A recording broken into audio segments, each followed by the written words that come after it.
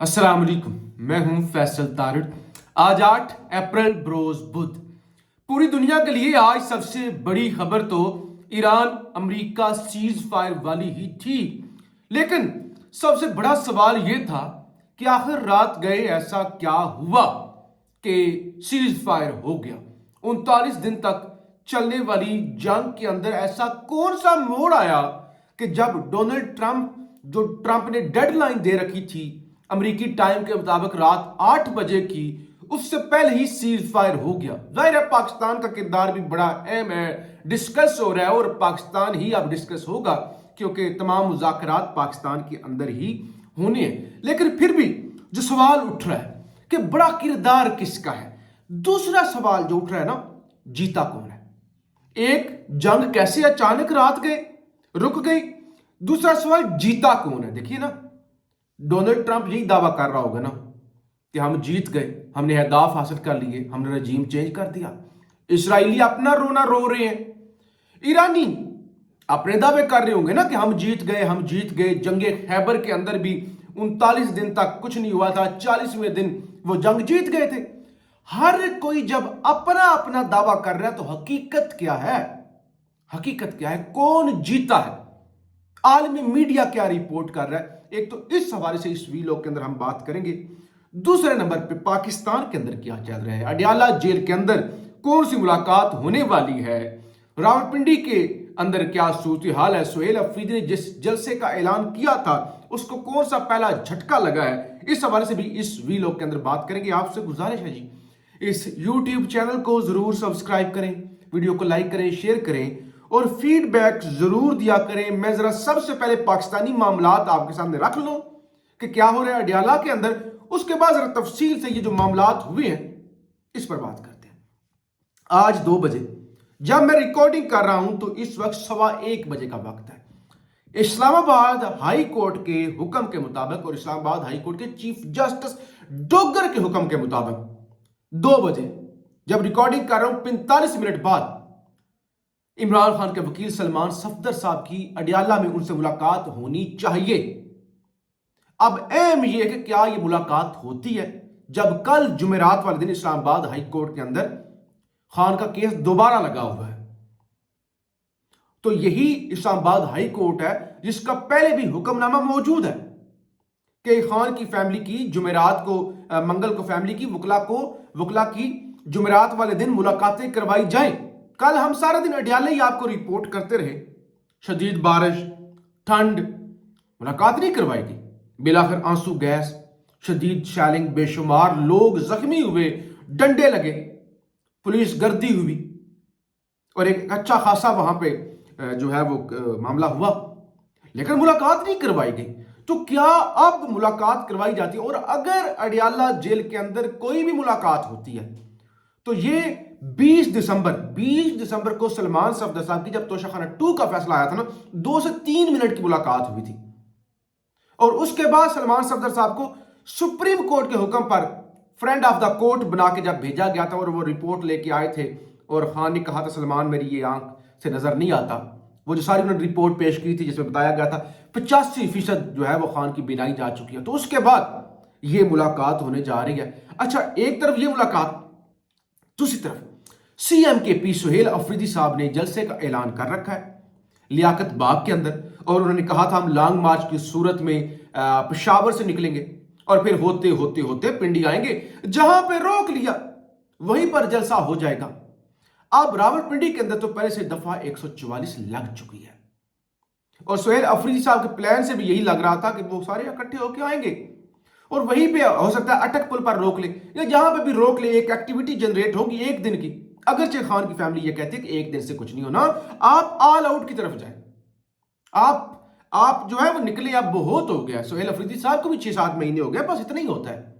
लेकिन वो एक दिन जहां पे रोक लिया वहां पे जलसा शलसा करके या जलसा ना भी हुआ तकरीर शकीर करके बस कहेंगे ठीक है हमारी इतनी एक्टिविटी थी, हमने कहा था जहां पे रोक लिया वहीं पे जलसा हो जाएगा। एक तो ये प्लान ना, और फिर आज रावलपिंडी की इंतजामिया की जानब से जो एनओसी दिया जाना था, पीटीआई ने लाहौर हाई कोर्ट का जो रावलपिंडी बेंच है उससे भी रुजू किया था और लाहौर हाई कोर्ट के रावलपिंडी बेंच ने हुक्म दे दिया था कि फौरी तौर पर इंतजामिया डिप्टी कमिश्नर साहब फैसला करें। तो अब पीटीआई की एनओसी की जो दरखास्त है वो मुस्तरद हो गई है। बताया गया जी बड़ा खतरा है, दहशतगर्दी का खतरा है, तंजीमें एक्टिव है, और अगर बड़ा कोई अकट इस सूरत हाल के अंदर हो गया तो फिर लॉ एंड ऑर्डर की सूरत हाल हो सकती है, दहशतगर्दी की सूरत हाल हो सकती है। तो लिहाजा जी किसी सूरत भी सुहेल अफरीदी साहब को इजाजत नहीं दी जा सकती, नंबर 1। अच्छा, फिर क्योंकि अब सीज फायर हो गया, सीज फायर के अंदर पाकिस्तान का बड़ा अहम किरदार है, लोग जेलस हो ना हो। देखिए ये और बात है, पाकिस्तान अपने मसले हल नहीं करता, बलोचिस्तान का मसला हल नहीं होता, वजीरिस्तान का मसला हल नहीं होता, वादिया तिरा का मसला हल नहीं होता, कश्मीर का मसला हल नहीं होता, कराची सिंध वडेरों का मसले हल नहीं होते, जो पंजाब के अंदर गुंडा राज है, हम अपने मसले हल नहीं करते। लेकिन ये इस बात का क्रेडिट देना पड़ेगा, जितने भी आप जानबदार हो गैर जानबदार हो, क्रेडिट देना पड़ेगा, पाकिस्तान का किरदार है। और अब उसकी वजह से पूरी दुनिया के अंदर जब यह खबर आई ना कि जंग रुक गई है, 2 हफ्तों के लिए सीज फायर हो गया है, पेट्रोलियम मसनूआत कीमतें अचानक ऐसे नीचे आई हैं, कर्व डाउन हुआ है। और शहबाज शरीफ ने वफाकी काबीना का इजलास तलब कर लिया है, सारी सूरत हाल जो मशरिक़ वस्ता के अंदर हुई है और जंग बंदी के मामला, एक तो वो डिस्कस करेंगे, दूसरा अब क्योंकि पेट्रोल अचानक सस्ता होगा ना, तो उस वजह से भी पेट्रोल की कीमतों के हवाले से भी जो है वो गौर फिक्र किया जाएगा। पाकिस्तान में जंग से ज्यादा जो मामला है ना, क्योंकि हम जो हमारा टैक्स है वो 600 अरब से ज्यादा कम हम जा रहे हैं, जो IMF का टारगेट है, तो हमारी कोशिश ये भी है कि चले जंग तो है ही, लेकिन इस सारे मामले के अंदर जरा वो टैक्स वाला जो शॉर्टफॉल है वो भी पूरा किया जाए। अच्छा, मैं जरा मुख्तसर आपको बता दूं, सुबह उठे मुख्तलिफ अखबारात खोले, अल जजीरा से लेकर न्यूयॉर्क टाइम्स तक, मिडल ईस्ट के जितने अखबार हैं, जितनी वेबसाइट है, सब एक जुमला लिखा हुआ था, एक जुमला, छोड़ देना क्या हुआ क्या नहीं हुआ, उधर कौन गया, किसकी रात के किसको फोन किया, वो सारी बातें अपनी जगह पे है। एक जुमला लिखा हुआ था, Iran agreed 2 week ceasefire, कि यानी ईरान मान गया है 2 हफ्तों के सीज फायर के लिए। इसका मतलब क्या है? इसका मतलब यह कि अमेरिका पहले से ही माना हुआ था, ईरान नहीं मान रहा था। अबनाए हुर्मुज खुला हुआ था जंग से पहले, ईरान ने बंद किया।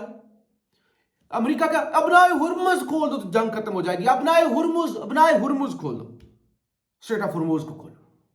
तो यानी अमेरिका को अपनी वाहिद कामयाबी ये लग रही थी कि स्ट्रेट ऑफ हुर्मुज खोल जाए, जो पहले से खुला हुआ था जंग से पहले, और सारे हर चीज चल रही थी। तो ईरान का एग्री होना, इसका मतलब ये ईरान माना है, ईरान को मनवाया गया है। फिर जीता कौन? लेकिन ना छोड़ देना, हर कोई अपना अपना दावा कर रहा होगा, ईरान जीत गया है। मुख्तसर बात यह कि ईरान जीत गया है। डोनाल्ड ट्रंप ने हमला नहीं करना था। क्यों? क्योंकि पूरे अमेरिका के अंदर जितने भी कांग्रेसमैन हैं, सेनेटर्स हैं अमेरिका के अंदर, वो खड़े हो गए रात को, सब ने डोनाल्ड ट्रंप और सब ने एक ही मुतालबा किया, जितने भी ताकतवर थे, उन्होंने कहा कोई एक सिंगल बम भी ईरान ने अमेरिका पर नहीं गिराया ना। फिर क्यों अमेरिका एक पूरी की पूरी सिविलाइजेशन को खत्म करने की बात कर रहा है डोनाल्ड ट्रंप? क्यों? क्या ये पागल है? क्या ये ज़हनी मरीज है कि वो कहते हैं पूरी सिविलाइजेशन? अच्छा, फिर आप कहते हो कि आपको ईरानियन आर्मी से मसला है, ईरानियन हुकूमत से मसला है, फिर आप कहते हो मैं पूरे स्कूल तबाह कर दूंगा, मैं पुल तबाह कर दूंगा, सिविलियंस को नुकसान पहुंचाऊंगा। तो अमेरिकियों ने कहा ये सिविलियंस का क्या कसूर है, ये कौन सा पागलपन है, ये किस जंग का असूल है?